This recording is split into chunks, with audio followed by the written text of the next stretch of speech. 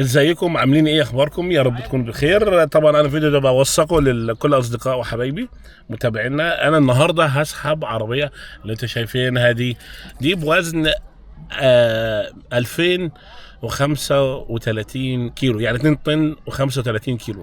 ان شاء الله النهارده هكسر الرقم القياسي بتاع الصيني اللي هو محققه من 2006. النهارده 10/4/2026، بعد 20 سنه هسحب العربيه بكفون عيني. طبعا في اثار التدريب هنا صعب جدا. ادعوا لي بقى النهارده ان شاء الله يا شباب يكون الرقم القياسي من نصيبنا اللي هو العاشر. يلا بينا اوريكم الايفنت.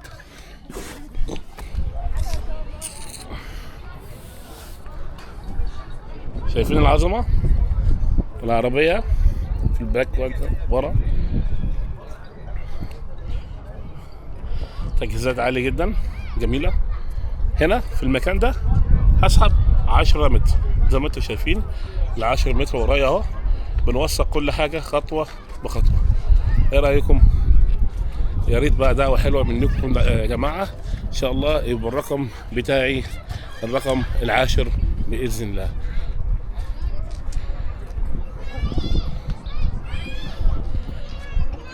طبعا بعض التجهيزات اهي. شكر خاص طبعا سياده العقيد المهندس عبد الكريم محمد على الرعايه بتاعته. الاكاديميه EFBB. شكرا يا فندم.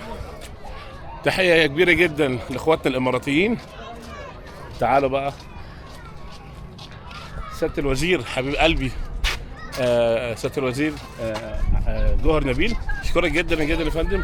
طبعا الاب الروحي لينا الزعيم بتاعنا عبد الفتاح السيسي، الراعي الشباب يا جماعه، راعي الشباب في مصر. بشكركم جدا جدا، وانتظروا الايفنت بعد ثواني ان شاء الله. جود باي.